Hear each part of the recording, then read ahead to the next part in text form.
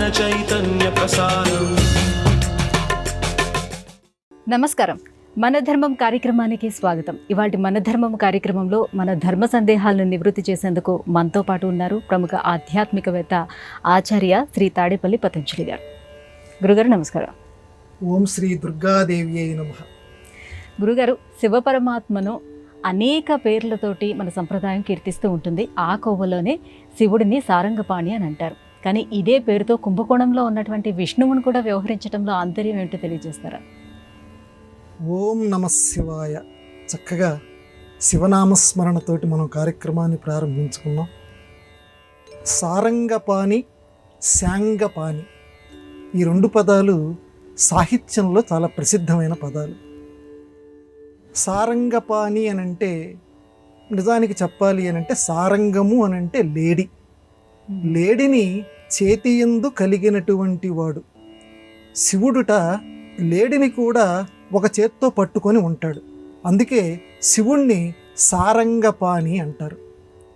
శాంగపాణి, శాంగము అనంటే శృంగము నుంచి పుట్టిన దాన్ని శాంగము అని అంటారు. అంటే విల్లు. విల్లుని చేతియందు కలిగినటువంటి వాడు శాంగపాణి, విష్ణుమూర్తి.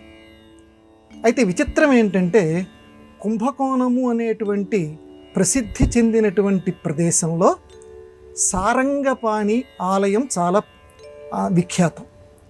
ఆ సారంగపాణి ఆలయం అంటే అక్కడికి వెళితే మనకి ఎవరు కనిపిస్తారంటే విష్ణుమూర్తి కనిపిస్తాడు. నిజానికి ఆయన్ని శాంగపాణి ఆలయము అని అనాలి. కానీ వాళ్ళందరూ కూడా ఇప్పటికీ కూడా వ్యవహరించేది సారంగపాణి అంటారు. మనం ఇందాక చెప్పుకున్నట్లుగా సారంగపాణి అంటే శివుడు, కానీ అక్కడ ఉన్నది విష్ణువు. ఏమిటయ్యా ఈ మతలబ్బు ఎందుకు వచ్చింది అని అంటే మన శివకేశవ అద్వైత దృష్టి. శివాయ విష్ణు రూపాయ అనేటువంటి ఒక గొప్ప ఉక్తి మన ప్రపంచంలో ఏ రకంగా ఉందో దానికి తార్కాణ. అంటే శివుడు వేరు విష్ణువు వేరు కాదు, ఇద్దరూ ఒక్కటే. కాబట్టి శివుడి పేరుతో పిలిచేటువంటి పేరు విష్ణుమూర్తికి కూడా వర్తిస్తుంది. సారంగపాణి అని అక్కడ పిలుస్తారు. నిజానికి శివుడి కదయ్యా అంటే కాదు, అది విష్ణుమూర్తి అని చెప్పటం అక్కడ ప్రధాన ఉద్దేశం. అందులో ఆ ప్రదేశం అమ్మ కుంభకోణం. కుంభకోణం అంటే మామూలుగా ఇప్పుడు వ్యవహారికంలో ఏదో కుంభకోణం జరిగింది అని ఒక అపభ్రంశార్థంలో దాన్ని తీసుకొచ్చారు. కానీ ప్రాచీనమైనటువంటి మన వాంగ్మయంలో కుంభకోణము అని అంటే చాలా ప్రసిద్ధి చెందినటువంటి ప్రదేశం. సృష్టికి మొట్టమొదట సృష్టికి కావలసినటువంటి బీజాలు ఏవైతే ఉన్నాయో వాటన్నింటినీ ఒక కుండలో అంటే ఒక కుంభంలో పెట్టి శివుడు దొర్లించాడట. ఈ ప్రదేశంలో ప్రవాహంలో దొర్లించినప్పుడు ఎక్కడైతే ఇప్పుడు ఈరోజు మనం కుంభకోణం అని పిలుస్తున్నామో ఆ ప్రదేశంలో ఆ కుంభము యొక్క కోణం అంటే పై అంచు పగిలిపోయింది. అందువల్ల కుంభము యొక్క కోణము పగిలి అందులో ఉన్నటువంటి అమృతం ప్రవహించింది. కాబట్టి దానిని కుంభకోణము అనేటువంటి పేరు వచ్చింది. అంత విశిష్టత కలిగినటువంటి పేరుని ఈరోజు ఏదో అన్యాయాలు జరిగినటువంటి ఒక సందర్భంలో కుంభకోణం జరిగింది అనేటువంటి ఒక దురర్థంలో దాన్ని వాడుతున్నాం. కానీ నిజానికి మన పురాణ వాంగ్మయంలో కుంభకోణం అంటే శివుడు నెలకొల్పినటువంటి కొండ. ఆ అమృత ఘటేశ్వరుడు అంటారు అక్కడ ఉన్నటువంటి స్వామిని. అటువంటి పవిత్రమైనటువంటి ఆ కుంభకోణ ప్రదేశంలో ఉన్నటువంటిదే ఈ సారంగపాణి ఆలయం. అందువల్ల సారంగపాణి అంటే నిజానికి శివుడికి సంబంధించిందైనా అది విష్ణుమూర్తికి అక్కడ సుప్రసిద్ధి. అక్కడ చాలా అందంగా ఉంటాడు ఆ స్వామి. ఒక్కసారి అంటే మనం గుహ లోపలికి వెళుతున్నట్టుగా లోపలికి వెళ్ళి దర్శనం చేసుకోవాలి. ఇంకా విచిత్రం ఏంటంటే చేతిలో ధనస్సుని మాత్రమే పట్టుకుంటాడు. మిగతా చోట్ల మనకి విష్ణుమూర్తి శంఖము చక్రము ఇవి ధరించి ఉంటాడు. కానీ సారంగపాణి ఆలయంలో మాత్రం విష్ణువు చేతిలో ధనస్సుని మాత్రమే ధరించి ఉంటాడు. అది ప్రత్యేకమైనటువంటి రూపం. అందువల్ల సారంగపాణి మనందరినీ కూడా అనుగ్రహించుగాక. గురుగారు, దేవతామూర్తుల శిరస్సున చంద్రవంక అనేది అలంకారంగా మనకి శోభిల్లుతూ కనిపిస్తుంది. అయితే ఇది పూర్ణ చంద్రబింబాకృతి కాకుండా చంద్రరేఖగా మాత్రమే ఎందుకని నెలకొని ఉంటుంది? మనం శివుడి యొక్క శిరస్సు మీద చూసిన, కొండకుచో అమ్మవారి యొక్క శిరస్సు మీద చూసిన చంద్రరేఖ మనకు కనిపిస్తుంది. అంటే విదియనాటి చంద్రుడు. ఆ విదియనాటి చంద్రరేఖే ఈ దేవతామూర్తుల శిరస్సు మీద ఉంటుంది. ఇక్కడ మనకి ప్రశ్న ఏంటంటే, ఆ చంద్రరేఖ మాత్రమే ఎందుకు కనిపిస్తుంది, పూర్ణ చంద్రబింబం ఎందుకు కనిపించదు అని మనకి ప్రశ్న. దీనికి పెద్దవాళ్ళు ఏమని జవాబు చెప్పారంటే, ఆ విదియనాటి చంద్రుడు ఆశారేఖ అంటే, భక్తులారా నన్ను గనక మీరు గనక చక్కగా నిష్టగా గనక అర్చిస్తే, ఈ చంద్రుడు కనుక ఇవాల్టి రోజు నుంచి ఏ రకంగా పెరిగి పెరిగి పౌర్ణమి నాటికి నిండుతనాన్ని సంతరించుకుంటాడో, ఆ రకంగానే మీ జీవితంలో కష్టాలని తొలగించి మీ జీవితంలో పూర్ణత్వాన్ని నేను అనుగ్రహిస్తాను అని ఆ దైవం చెబుతోందా అన్నట్లుగా దానికి ప్రతీకాత్మకంగా చంద్రరేఖ పెట్టారు. ఇది ఒక సమన్వయం పెద్దవాళ్ళు చెప్పింది. రెండో సమన్వయం ఏంటంటే, శివుడికి కాలాంతకుడు అని ఒక పేరు. అంటే మిగతా వాళ్ళందరూ కాలానుగుణంగా ఉండేటువంటి దైవాలు, మానవులమైనటువంటి మనం కూడా కాలానుగుణంగా ఉండేటువంటి వాళ్ళం. కానీ కాలాన్నే తన అదుపులో పెట్టుకున్నటువంటి వాడు పరమశివుడు. అందువల్ల కాలానికి ఇక్కడ ప్రతీక చంద్రరేఖ. అంటే మీరు ఎవరైతే కాలానికి బద్ధులై ఉన్నారు మీరంతా, కానీ కాలం నేను చెప్పినట్టు వింటుంది, అందువల్లే కాలాన్ని నేను శిరస్సు మీద ధరించాను అని చెప్పటానికి అన్నట్లుగా చంద్రరేఖని పరమశివుడు లేదా అమ్మవారు శిరస్సున ధరిస్తారు. కాబట్టి పూర్ణ చంద్రబింబం కాకుండా చంద్రరేఖ మాత్రమే ఎందుకు ధరిస్తారు అని అంటే, ఇంకొక మూడో సమన్వయం ఏం చెప్పారంటే, చంద్రుడు మనస్సుకి ప్రతీక. కాబట్టి ఓ భక్తులారా, మీరు గనక నన్ను నిష్టగా గనక జపిస్తే మీ మనస్సుల్లో కలిగేటువంటి ఆందోళనలు వాటన్నింటినీ కూడా ఉపశమింపచేసి మీకు శాంతాన్ని నేను అనుగ్రహిస్తాను. అందువల్ల ఈ విదియనాటి చంద్రరేఖను నేను శిరస్సు మీద ధరించాను అని శివుడు మనకి తెలియచేస్తున్నట్లుగా శివపురాణంలో ఇప్పుడు నేను చెప్పినటువంటి వ్యాఖ్యానం ఉంది. చంద్రాననార్థ దేహాయ చంద్రాంశు శితమూర్తయే చంద్రార్కానల నేత్రాయ చంద్రార్ధ శిరసే నమః. అటువంటి చంద్రరేఖని నెత్తి మీద ధరించినటువంటి ఆ అర్ధనారీశ్వరుడు మనందరినీ కూడా అనుగ్రహించుగాక. గురుగారు, సరస్వతీ నది యొక్క విశిష్టత ఏమిటి? ఈ నెల 21 నుంచి జూన్ 1 వరకు సరస్వతీ నదికి అంత్య పుష్కరాలు నిర్వహిస్తున్నారు కదా, అంత్య పుష్కరాల విశిష్టత ఏంటి? సరస్వతీ మాత ఇక్కడ మనకి తెలంగాణ రాష్ట్రంలో ఆది పుష్కరాలు, అంత్య పుష్కరాలు. ఇప్పుడు మీరు చెప్పినట్లుగా ఈ నెలలో సరస్వతీ మాతకి అంత్య పుష్కరాలు చేస్తున్నారు. శారద నీరదేందు ఘనసార పటీర మరాళ మల్లికాహార తుషార ఫేన రజతాచల కాశఫనీశ కుంద మందార సుధాపయోధి సిత తామర సామర వాకిని శుభాకారత నొప్పు నిన్ను మదిగానగ ఎన్నడు కల్గు భారతి. పోతన్న గారు అన్నారు, అమ్మా నీవు ఇటువంటి తెలుపుదనాలతో నిండినటువంటి వస్తువులతో పోలిక కలిగినటువంటి దానివి, నిన్ను నేను ఎన్నడూ చూస్తాను. ఎక్కడ చూడటం? హృదయంలో చూడాలి. అటువంటి సరస్వతీ మాత మన కాళేశ్వరంలో అంతర్వాహినిగా ప్రవహిస్తోంది. ప్రత్యేకంగా ఇది సరస్వతీ నది అని ఎవరు చూపించలేరు, అక్కడ ప్రవహిస్తోంది. పెద్దవాళ్ళు చెప్పారు, మనం నమ్మాలి. అక్కడ సరస్వతీ నది ప్రవహిస్తోంది అని చెప్పటం వల్లే పోయిన సంవత్సరం సుమారుగా ఈ మే నెలలోనే ఆది పుష్కరాలు మనం ప్రారంభించుకున్నాం. ఇప్పుడు అంత్య పుష్కరాలు కూడా మన తెలంగాణ ప్రభుత్వం ఈ నెలలో నిర్వహించబోతోంది. మన కంచి పీఠం అధిపతి కూడా ఆ ప్రారంభోత్సవానికి అంత్య పుష్కర స్నానానికి విచ్చేస్తూ ఉన్నారు. పుష్కరము చాలామందికి తెలిసిన విషయమే, కానీ తీపిని ఎన్నిసార్లు స్మరించినా మధురత్వమే కాబట్టి ఒకసారి స్మరించుకుందాం. 12 రోజులు పుష్కర కాలం. ఆది పుష్కరంలో ఆ 12 రోజుల్లో ఎవరైతే స్నానం చేయకుండా ఉంటారో వాళ్ళు ఇదిగో ఈ అంత్య పుష్కరంలో సరస్వతీ మాతని, ఇందాక నేను చెప్పినటువంటి పోతన్న గారి పద్యాన్నైనా తలుచుకోండి, లేదా చక్కగా సరస్వతీదేవి నీకు నమస్కారము సరస్వత్యై నమః అనేనా అనుకోండి. అక్కడ సరస్వతీమాత ఉన్నట్లుగా భావించుకొని పుష్కర స్నానం చేయండి.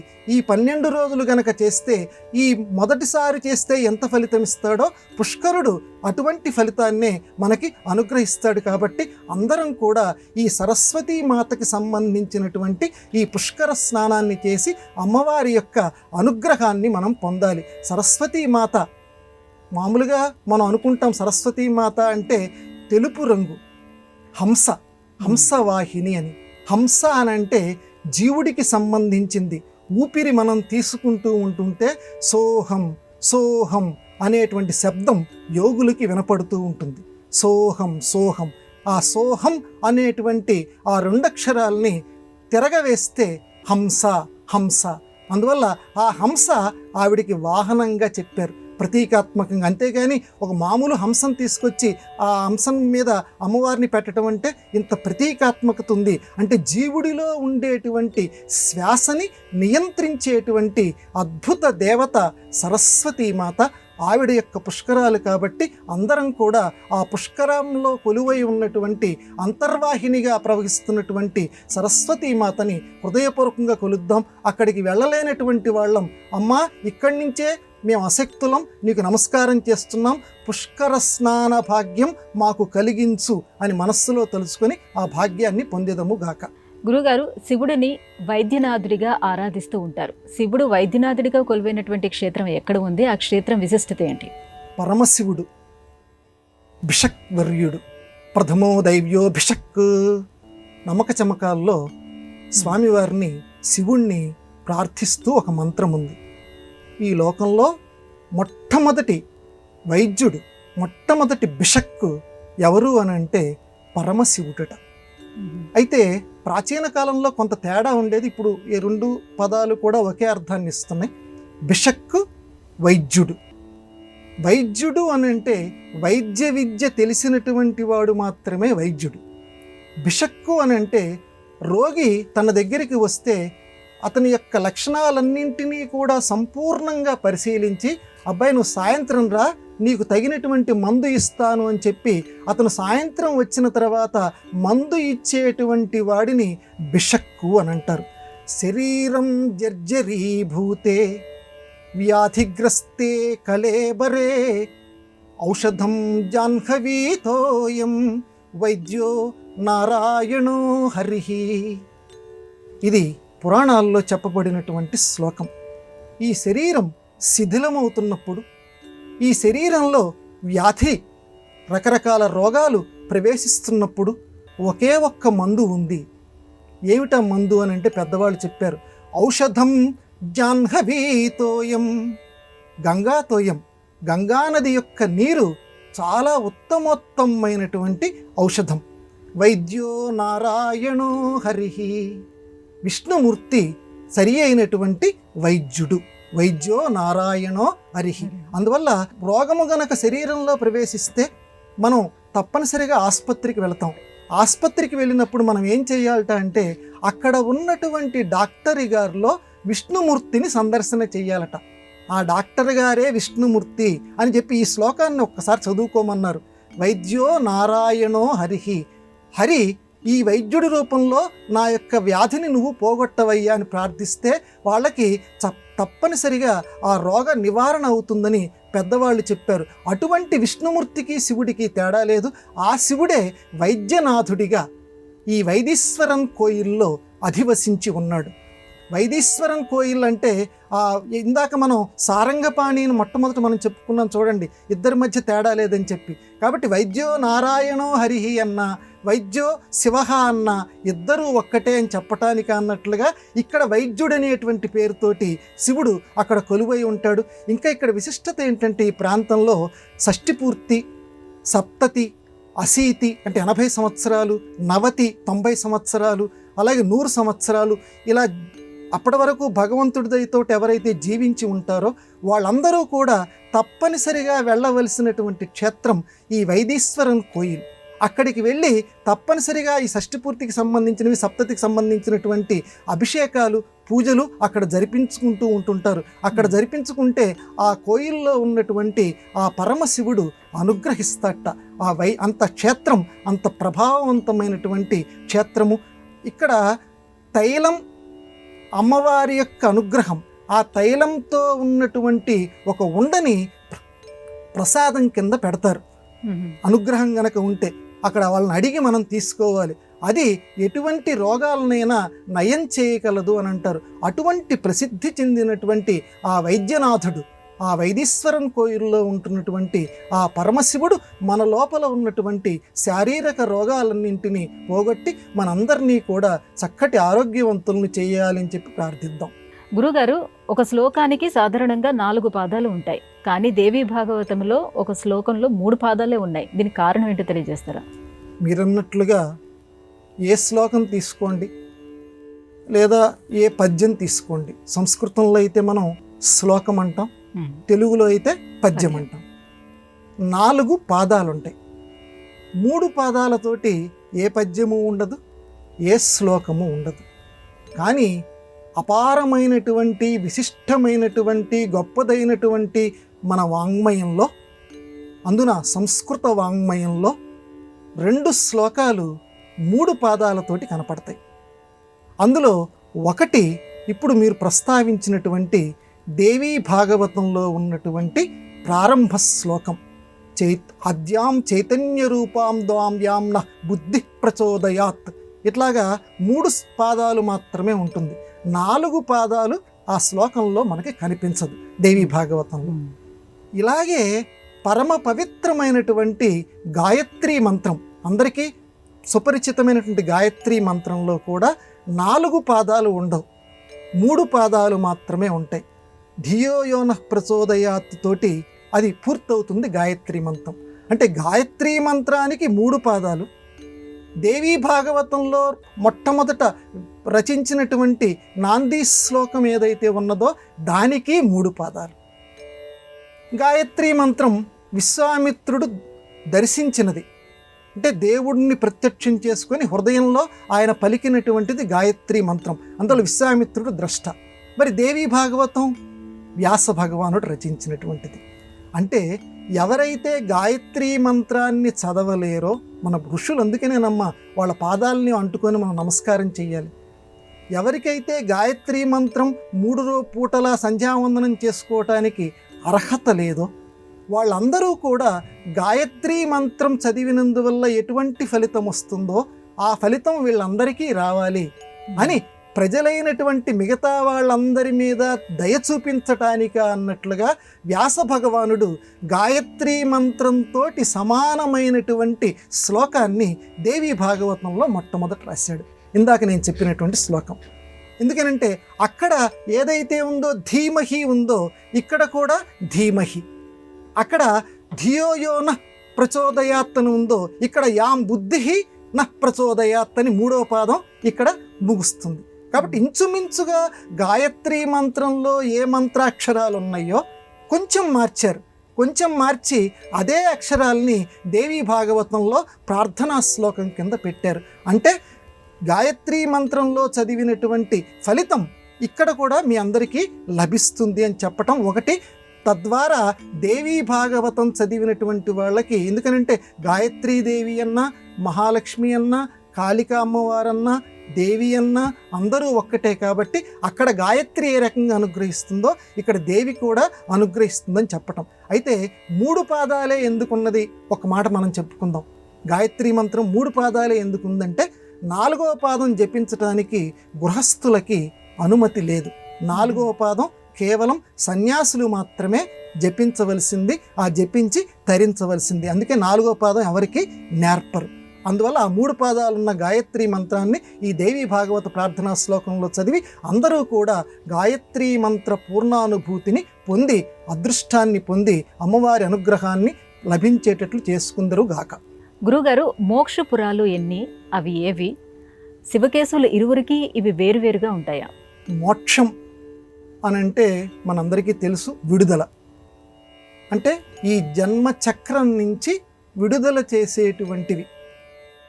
దానికి మంత్రాలు కొన్ని ఉన్నాయి. అలా మంత్రాలు మేము చదవలేమనుకుంటే ఇదిగోరా అబ్బాయి 7 మోక్షపురాలు ఉన్నాయి. అయోధ్య, మథుర, మాయా, కాశీ, కాంచీ, అవంతిక, పురి, ద్వారవతి, సప్తయితే మోక్షదాయకాః. 7 మోక్షపురాలు ఉన్నాయి. ఈ 7 మోక్షపురాలని జీవితంలో ఒక్కసారైనా సందర్శించండిరా. నా వల్ల కాదురా బాబు, ఏదో ఒకదానికి వెళ్ళొస్తా, రెండింటికి వెళ్ళొస్తా, అవి ఎక్కడెక్కడ ఉన్నాయో నా శరీరం సహకరించాలి, నా కుటుంబం సహకరించాలి, నా ఖర్చులు సహకరించాలి. మంచిది బాబు, ఒక చిన్న పని చేస్తావా? ఇప్పుడు నేను చెప్పినటువంటి శ్లోకం ఉంది కదా, అయోధ్య, మధుర, మాయా, కాశీ, కాంచి, అవంతిక, ఈ పురి ద్వారవతి సప్తైతే మోక్షదాయక అనుకునేటువంటి శ్లోకాన్ని రోజుకు ఒక్కసారైనా చదువుకోరా. చదువుకుంటే ఈ పురాలకి వెళ్ళి వస్తే నీకు ఎటువంటి అనుగ్రహం కలుగుతుందో అటువంటి అనుగ్రహాన్ని ఆ పురాధి దేవతలు నీకు అనుగ్రహిస్తారు. అరే మమ్మల్ని తలుచుకుంటున్నాడు అని చెప్పి. ఇప్పుడు మన ప్రశ్న ఏంటంటే, ఇందులో విష్ణుమూర్తికి సంబంధించినటువంటి పురాలు ఎన్ని, శివుడికి సంబంధించినటువంటి పురాలు ఎన్ని? జాగ్రత్తగా మనం ఆలోచిస్తే, అయోధ్య అంటే అందరికీ తెలుసు రాముడు. రాముడు అంటే విష్ణుమూర్తి. మధుర ఇది కూడా విష్ణుమూర్తికి సంబంధించినటువంటి నగరమే, మోక్షదాయకమైన పురం. అలాగే మాయానగరం అంటే దాన్ని హరిద్వారు అంటారు. మాయనే హరిద్వారు అంటారు. అంటే గంగా నది అక్కడ భూలోకంలోకి అడుగు పెట్టినటువంటి పవిత్రమైనటువంటి క్షేత్రం అయోధ్య, మధుర, మాయ. తర్వాత చిట్ట చివరిది ద్వారక, పురి ద్వారవతి. ద్వారక అంటే అందరికీ తెలుసు శ్రీకృష్ణ భగవానుడు. శ్రీకృష్ణ భగవానుడు అంటే విష్ణుమూర్తి. కాబట్టి ద్వారక కూడా విష్ణుమూర్తికి సంబంధించింది. ఈ 4 చక్కగా విష్ణుమూర్తికి సంబంధించినటువంటి మోక్షాన్ని ఇచ్చేటువంటి పురాలు. ఇక శివుడికి సంబంధించినవి అయోధ్య, మధుర, మాయ విష్ణుమూర్తికి పోతే, ఇక 4వది కాశీ. కాశీ నగరం శివుడికి సంబంధించింది, అందరికీ తెలిసినటువంటిది. అలాగే అవంతిక అంటే ఉజ్జయిని నగరం కూడా, ఉజ్జయిని మహాకాళేశ్వరుడు, ఇది కూడా శివుడికి సంబంధించింది. కాబట్టి మొత్తం 7 4 విష్ణుమూర్తికి సంబంధించిన ఉన్నాయి, 2 శివుడికి సంబంధించిన ఉన్నాయి.